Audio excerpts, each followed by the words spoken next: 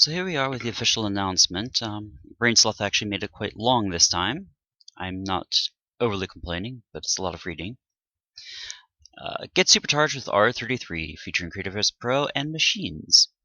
Creativeverse R33, our biggest update ever, is all about taking your game to the next level, and it's live now. This box art reminds me of some old Atari box art. Like the 2600 and the 400 and the 7800. Way back before most of you were even born. I'm old. Anyway, with Creativeverse Pro, you can soar high above wildwood jungles on your glider, shake up your world with custom options like low gravity or an alternate skybox, and boost your character with upgrades like a larger inventory and double stamina. It's available now for $19.99 American dollars, so probably cheaper for a lot of you others out there.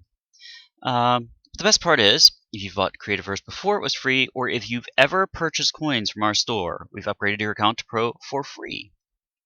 For more details about Creativeverse Pro, read last week's announcement. I want to make a couple quick notes on this. First of all, some people have noted that they did not get the Pro upgrade, even though they had paid before. This is apparently some sort of bug in the system, and it has been suggested by the devs that if you have this problem, just contact support and let them know, and they'll get it fixed. Shadow went on actually last night to test out the new features on a friend's world, who is also on our main closed world. And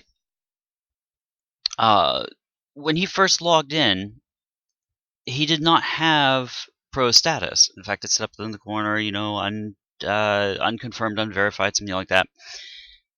However, once he was in the game, even though he didn't realize it, he actually did have Pro status. And it was pointed out above your name when you're running around. I'm not sure I like this, to be honest.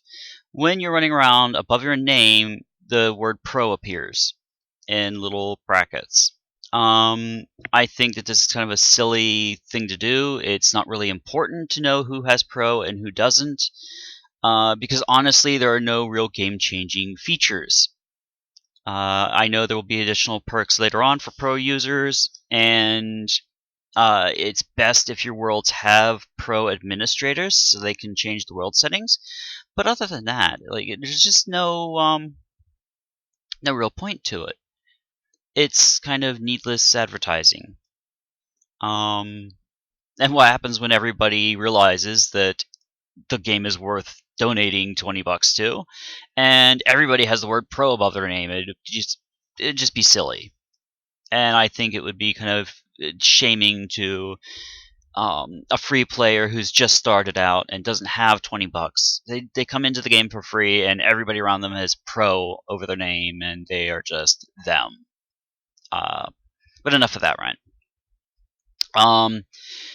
The morning of the update, we actually had a lot of discussions going on. I know Shadow took part in some of them, where people were talking about the fairness of the free upgrades. Now, obviously, people who have played back in like R6 when you actually had to pay, they've gotten a lot of perks since then. They've gotten free coins, they've gotten the gold set, which I really do hope that the devs make that public release now. It doesn't really change anything, it's aesthetic only. But they could do that or offer it in the store just to take a little bit of an edge off of all of these people who are complaining about the early backers getting continual perks. Boy, traffic's busy out there today. Anyway, getting back to this. Some of the suggestions were the people who had paid $20 worth in the stores through coin purchases, I know Shadow bought the temple kit, and I don't know if they're going to be doing a speed build of that or not. But I do know that he bought the temple set. And he's been sitting on it. He's got a beacon up south of Pigsy Village where he wants to bury it in the jungle. Sort of make it like an Angkor Wat type deal. But anyway, as always, the devs have been listening. So if you've purchased the coin package, even the $5 coin package, mind you, it doesn't even have to be the $20. If you purchased $5 in coins before R33, you get Pro. So that's actually really, really nice. Obviously, at this point, if you want Pro, you have to spend the $20, but the game is so much worth it. I mean, we don't have much money. None of the llamas have money. But Shadow has actually purchased some things from the store, different block sets, and like I said, the temple package. And I know he plans to purchase more blocks during the next few weeks. In fact, I think he plans to buy out the store. Good luck with that. There's not much in there, but still. Anyway, getting back to this again. We're also powering up the core game for all players with our most epic content update yet, Machines. If you missed it, watch the Machines trailer. It's on the Playful channel. I'm not going to bother to link to that because it really doesn't. It was a teaser video. We've added a slew of wireless machines for automating lights, doors, gates, fans, and more. Jump right in and start powering up your world, or check out my guide video for a walkthrough of the new system. And I will link to this guide, because honestly, stumbling around in the dark with some of the machines is a pain in the butt, as I witnessed last night watching Shadow, and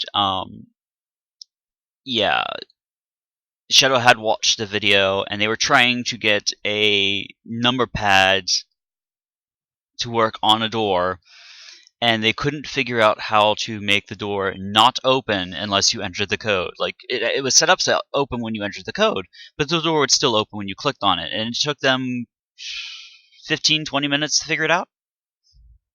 So yeah, I will definitely be linking to the video in the description down at the bottom. Okay, the fun stuff. New features and content. The new Creativerse Pro membership is now available for purchase. Includes character abilities like the glider and flashlight, new world customization options, and more. Non-players are now limited to creating one world with default settings. However, and this is an important thing, there were a lot of complaints about this, and even though the devs reassured us, people still complained. But it's right here in the notes. However, all players will keep all previously created worlds with their customized settings if they were created prior to R33. So that means if you created a world and you had like 4 worlds, and one of those had no PvP and bombs disabled or whatnot, when you log on next, you will still have that world with no PvP and bombs disabled. Even though the option is now removed, if you were to join the game now and create a world, you would not have the option to mess with PvP or other settings like that. So old worlds are preserved. If you have 4 worlds already, you will not be able to create a 5th world unless you go pro. But your 4 worlds are safe, and they are completely unmodified in terms of your settings. We are giving Pro membership free to all players who purchased the game prior to it becoming free to play, as well as players who purchased any coin package. Again, this is going to anyone before R33, so if you log on today and buy a $5 coin package, it will not give you Pro automatically. Sorry, that's kind of just how it is, and it is fair. Because, again, the way that Playful is trying to do this is they are trying to reward early backers and people who are contributing actively to the development of the game, and that's very important. I really appreciate how they do that, and the fact that they take the time to listen to feedback and tweak things. And yeah, this is one of those companies that actually put the player first, and I love that. New machines feature. Wiring tool unlocked on coal. That is important. That is another complaint that currently has been coming up on the boards. If you want a wiring tool, you could have an R24 created world or whatever. All you need to do is to pick up a piece of coal. It will not show up unless you pick up some coal. And what a lot of people have done is if they had coal in their inventory, they put it in a chest, picked it back up. As soon as you pick up a piece of coal, the wiring tool will unlock, and then all of the other ones will unlock. For example, the switch and pressure plate both unlock when you once you build your wiring tool. When you build the switch, the delay gate, inverter gate, flip-flop gate will all unlock. Also, the logic gate unlocks when you build your first inverter gate, the number pad when you build your first logic gate, the number comparison gate unlocks with the logic gate. Now, you need the number comparison gate in tandem with the number pad. The number pad on its own is worthless. So keep in mind, if you plan to put a combination lock on a door or a chest, you must have both of these. The LED is also unlocked with the wiring tool. And LEDs are basically color change blocks. And the really awesome thing about that is that they are not limited to the standard red, blue, yellow that most of our color options have been for colored blocks. Instead, you can actually put in any color. You can sit there and put in the hex code and get literally any color you want. This is very similar to signs, where if you could put in basic color names, but you could also put in the hex code to get a custom color. So that is an amazing, amazing thing that they've added, and I really appreciate that slight attention to detail, because these LED blocks can actually be used to build exteriors of homes and things like that. And actually, another thing with them is you can set them to turn on and off, so you can do large neon signs. Take a mountainside and put in flaming colored letters with lava. Sorry about the mess. If anybody gets that reference, bonus points. Anyway, added wiring connection support to many of the existing items. All doors, and just to warn you, double doors can be a pain in the butt. Sometimes they will open opposite directions if you do not wire it exactly. Just take some experimentation. But that was another thing that Shadow was having a problem with yesterday when they were playing around with the doors and the locks and things. All lamps, all beacons, including the healing beacon, and they actually updated the graphics for them, and they look absolutely gorgeous now. Arctic lanterns and torches, holiday lights, fire pit, fans, and gates. There are also new character customization options where you can actually choose new hairstyles. There are, I believe, 5, maybe 6 hairstyles now.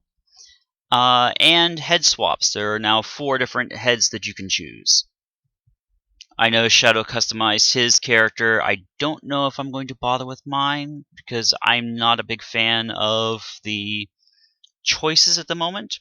But I do love the fact that they have already started adding on to that. On to improvements. There is audio audio work that was done that's not listed in here. They never list when they add new music or new sound effects, but it is there. And I will leave it up to you guys to discover it on your own.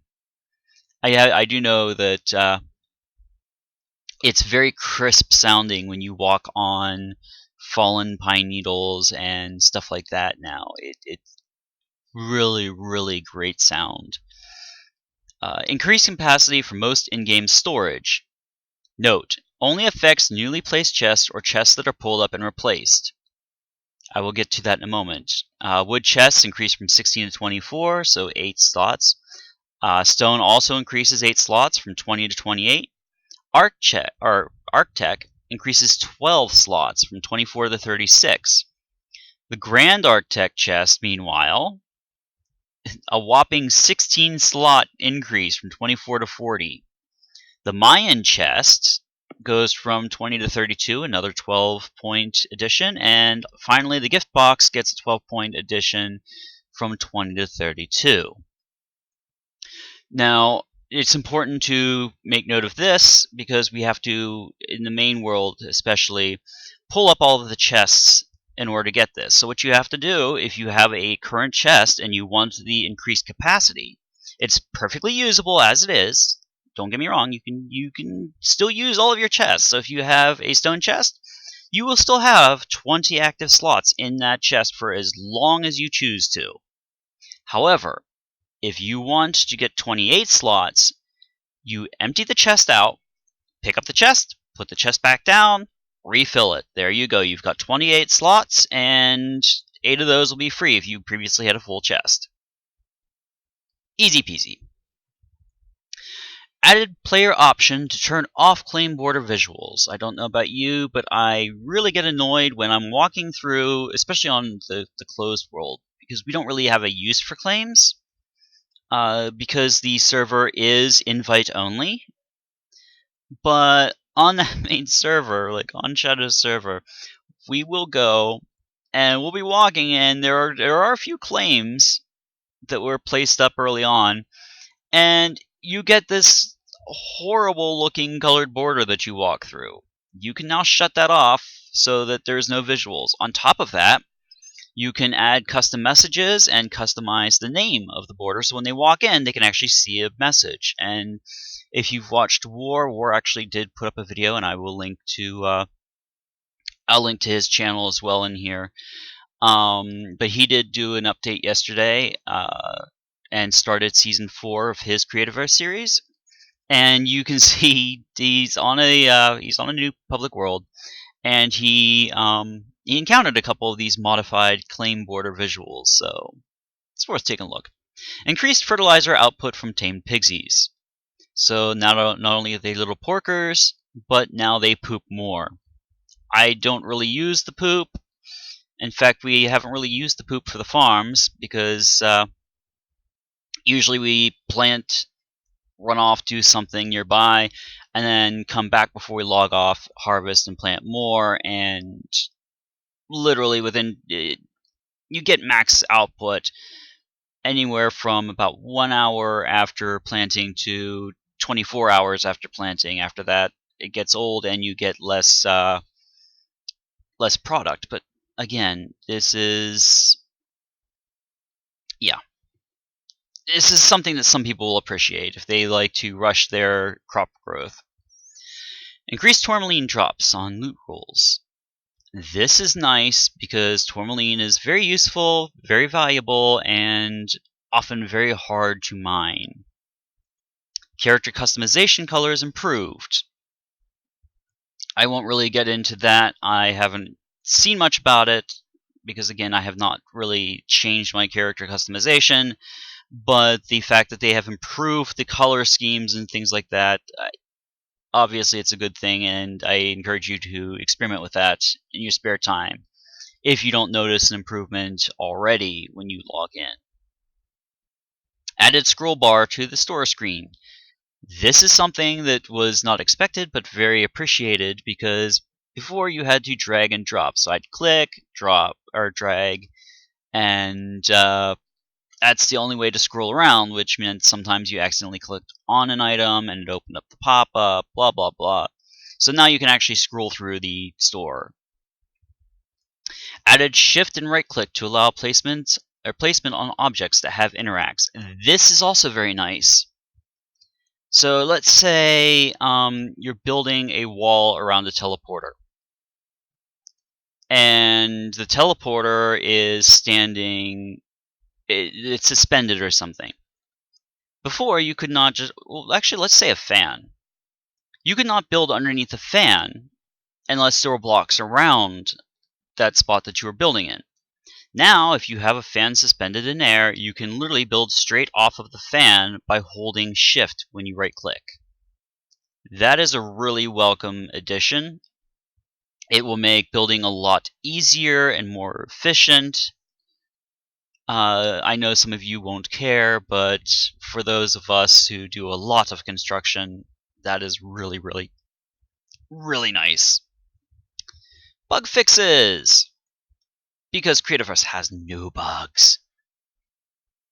Third-person sleeping animation is now properly lit by ambient light. I have not tested that. In fact, on the main server, we never sleep, to be honest. We have beds around, but we never actually sleep. So I will have to test that in-game. Ready to harvest pets now properly show the new mining cell icon. I'm not a big fan of the new icons, but before R33 they did keep the little actual cell icons. Now you get the little glove icons. Nice little attention to detail. Again, though, I kind of miss the old mining cell appearance, so mixed bag for me. Fix for the slow scroll speed in store. That's self-explanatory. Fix for the super slow admin user lists when lots of users have joined a world. That is something I will probably never encounter. Some of you who actually have your own server worlds or are admins on public community worlds, that is probably going to be a godsend. Finally, some machines, like the switches, may only be interactable if the builder permission is granted. And they will fix that in a future update. This is something that I remember Shadow having a bit of an annoyance about, because he was asked to help fix the door and he could not even enter the code on the number pad. It was completely locked off from him. Couldn't interact, couldn't do anything. And permissions had to be granted, and after that, the four-way switch had to be changed for access, because you could access the number pad but not access the switch to fix the connection to get the doors working properly. One last thing I will mention before getting back to the game itself. There are two bugs in the game. First of all, as you can see over here, chests do not display names. If you have a teleporter or a chest and you put the name in there before, when you open the chest, you will still see that. The name will still be there. However, if you hover over the board, you will not get the modified name. It will just say stone chest or wooden chest or architect chest. This is not a problem on the main world, because Shadow has always been one to mark things, because it's just easier. If you're walking down a corridor and you're in you're in a large warehouse, you want to be able to find things quickly. So he's been adding signage. He also added a few other features, and I'm not going to get into them today. I do want to show them off at some point because I love his idea. But he has come up with another way to mark the contents of chests, and that is definitely something I will mention in the future. But for now, adding signs beside or above teleporters. It's something that we've always done on the main server, and at this point it's turning out to be a payoff because you cannot see what the contents of a chest star or the destination of a teleporter without actually interacting with that item. The other issue, some people have mentioned problems with extractors. Again, I've not tested this, but they have said that they are having problems with the extractors. It seems to be a side effect of claims slightly resetting. I do know that chests and things like that you now have to grant permissions with. They do not automatically give permission to everybody without that do not have admin status. And in R33, some of those security measures seem to have gotten a little bit more words. They have intensified a little bit, for lack of any better term, because I don't want 10 minutes of me trying to think of a phrase. So, yeah, if you're on a public world, or even on a private group world, if you had items that previously everybody could just interact with, you might have to check them because they may or may not have tighter permissions. That would have worked. Anyway, they might have tighter permissions on them. So if something like the excavators are not working, check your permissions. You might be in somebody's claim, and those permissions may have gotten modified during the update. Otherwise, no big deal. I have not really seen a lot of complaint. The game, I'm going to curse myself now because I've not logged in. But watching Shadow last night versus what he told me in the morning, it took him 10 minutes to place a single torch because the game kept kicking him. It kept losing the connection. And indeed, these servers have been increasingly unstable lately. However, it seems to have been fixed.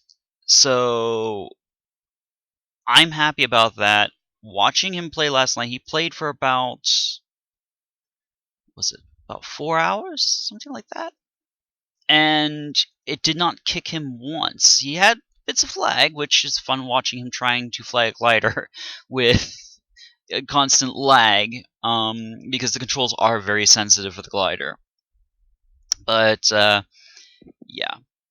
So this has gone on for a while. This is already 28 minutes. So what I'm going to do a double upload today. So this will actually be a companion to another R33 update video in which I will show you a few of the machines. And that will probably be a short video, maybe 10 minutes. Watch it be 30. But I did want to get into the details. I did want to go through the official release notes because this is a huge release. And the only thing that's ever been anything like this was whenever they added biomes and stuff and you had to create new worlds. Please note that R33 is backwards compatible, so you can use machines on your older worlds. Do not reset your world if you do not see the equipment. Because again, to get the wiring tool, which will unlock everything else, you must pick up a piece of coal. I cannot emphasize that enough. You must pick up a piece of coal to get the wiring tool. Just having coal in your inventory will not do it. You must, if you have coal in your inventory, you must put the coal down and pick it back up. Put it in a bag, put it in a chest, whatever. You must put it down and pick it up, and then you will get that lovely wiring tool. So if you're running something you've had since back in R16, which I think was R14 was when they added biomes, so you probably won't have a world older than that. But yeah, if you have a world from R16, you can use the machines. Do not panic if you cannot see the wiring tool right away. Currently, the only thing that free players do not have access to besides advanced world options for new worlds and to tweak old worlds, the only things you do not have access to are the flashlight and the glider, and as much fun as the glider is, neither of these are really game-changing. In fact, gliders, while they are a lot of fun, I have I watched Shadow try to use one last night, and he was going from one touchstone to another one, and in the process of doing that, he actually went faster than the server could load new chunks and ended up spending 5 minutes standing by a death urn, which was by the other spawn words.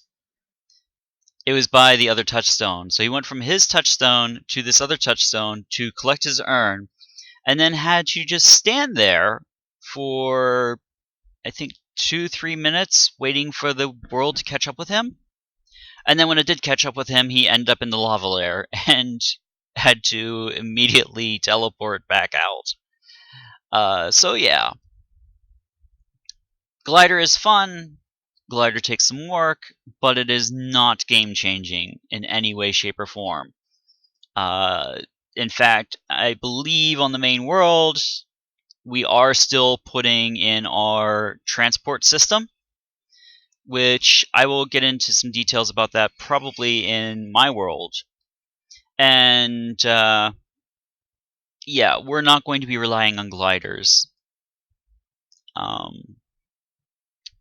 Because again, they are fun, but they're not necessary, and they don't really alter gameplay all that much. And the flashlights are interesting and have interesting lighting effects, but again, outside of glancing into a dark corner, they are pretty much useless. It's still better to place lanterns and torches when exploring. So anyway, that's enough for this section. I was originally going to insert this into the main video, but again, it's 30 minutes long, so that's not going to happen. I will see you all again very soon. This is a big day and a big week for Creativerse. I'm sorry I did not put these videos out yesterday when R33 came out, but I did want to wait and see what some of the glitch reports were and stuff like that. And again, I will probably mention that in the main video and in the description, so I don't know why I'm reiterating it here. I guess it's just because I'm so spazzed about this this update. It's just truly an awesome update. And I don't think I've ever really spazzed about an update that much before, but I really love the new features. And in the main video, I hope to teach you a few very basic, obvious tips and tricks that you probably have not thought about because it wasn't actually in the main video posted by Playful. But anyway, I will see you over there, and until then, just try to digest all of this. It's very complicated, and nobody's going to get it all perfect on their first go. So, yeah, just relax, enjoy the update, and I will see you all probably momentarily in the next video, which I will probably be posting a few today. So, have fun.